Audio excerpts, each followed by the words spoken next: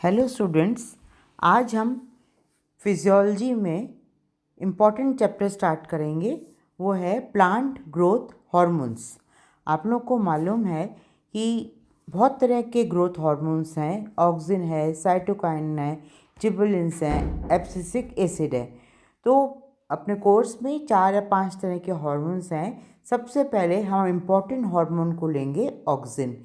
इस चैप्टर को 2 पार्ट्स में हम कवर करेंगे। आज पार्ट 1 में इसके डिस्कवरी और इसके इंट्रोडक्शन के बारे में हम पढ़ेंगे और पार्ट 2 में इसकी जो है फिजियोलॉजिकल इफेक्ट्स के बारे में पढ़ेंगे। तो ऑक्सिन के बारे में जब हम स्टार्ट करते हैं, सबसे पहले नाम आता है डार्विन का। डार्विन ने फोटोट्रॉपिज्म पर प्रयोग किए। और फोटोट्रॉपिज्म मतलब जिस डायरेक्शन में लाइट पड़ती है उस डायरेक्शन में बेंडिंग होना। तो सबसे पहले डार्विन ने फोटोट्रॉपिज्म पर प्रयोग किए और उन्होंने अपने जो प्रयोग हैं वो किस पे किए? कैनरी ग्रास के ऊपर। कैनरी ग्रास के ऊपर उन्होंने उसके प्रांकुरचोल, कैनरी ग्रास के प्रांकुरचोल की प्रकाश की तरफ बेंडिंग को बताया। अब आप ये डायग्राम देख रहे हो, ये कैनरी ग्रास यानी कॉलिप्टाइल का डायग्राम है। उन्होंने देखा, डार्विन ने, आप देखो इसमें एक डायरेक्शन से लाइट दी और जब लाइट दी तो देखा कि कर्वेचर जो है लाइट की तरफ हो गया, यानी बेंडिंग जो है लाइट की तरफ हो गई। डार्विन ने ये तो नहीं बताया कि ये जो बेंडिंग है ये ऑक्सिन की वजह से है, लेकिन उन्होंने ये कहा कि शीश पर बने कुछ पदार्थ से बेंडिंग होती है। उन्होंने अपने डायग्राम में, सेकंड डायग्राम आप देखिए कि जो है ये कॉलिप्टाइल का जो शीर्ष है वो हटा दिया, रिमूव कर दिया। फिर लेकिन जब शीर्ष आप उन्होंने रिमूव कर दिया तो उन्होंने देखा और जब लाइट दी तो बेंडिंग नहीं हुई। तो इससे उन्होंने कंक्लूजन निकाला कि जो जब लाइट देते हैं तो टिप में, शीर्ष पर जब लाइट पड़ती है तो उसकी बेंडिंग, टिप, कॉलिप्टाइल टिप की बेंडिंग उस तरफ हो जाती है। हालांकि उन्होंने उस पदार्थ का नाम नहीं दिया। अब नेक्स्ट इम्पॉर्टेंट साइंटिस्ट का जो नाम आता है वो आता है F.W. वेंट का। F.W. वेंट ने जो है ओट यानी जई की सीडलिंग के प्रांकुरचोल से ऑक्सिन की खोज करी। तो ऑक्सिन का नाम ध्यान रखिएगा, ऑक्सिन का नाम देने का श्रेय व इसकी खोज का जो श्रेय जाता है वो F.W. वेंट को जाता है। इसके बाद नाम आता है कॉगल एंड हैगेन स्मिथ, दो साइंटिस्ट का। 1931 में इन्होंने जो है पेलाग्रा रोगी के यूरिन से ऑक्सिन को पृथक किया। वह इसे नाम क्या दिया इन्होंने?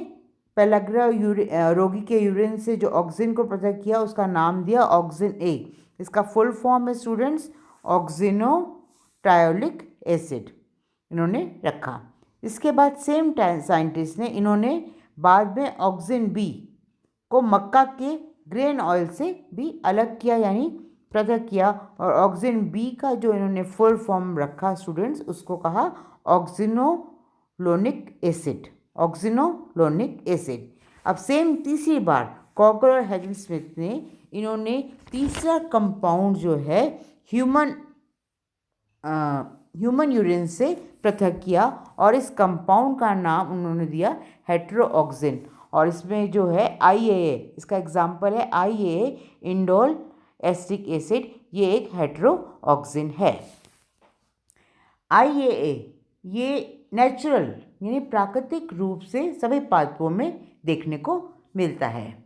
इसके बाद जो नाम आता है साइंटिस्ट थायमैन द्वारा इंडोल एस्टिक एसिड यानी IAA को राइजोपस से व एविना प्रांकुरचोल से भी प्राप्त किया थायमैन ने।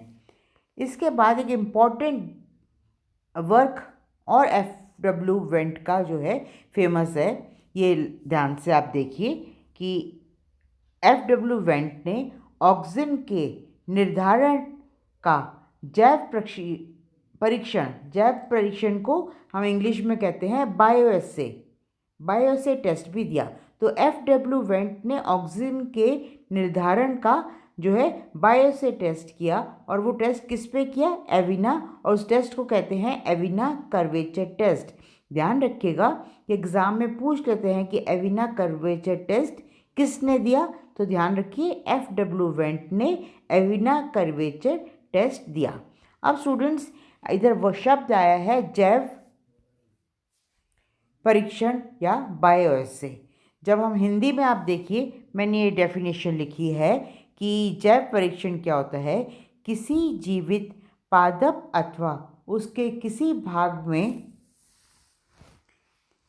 किसी पदार्थ की सक्रियता के कारण वृद्धि संवेदना का परीक्षण, उसे हम कहते हैं जैव परीक्षण।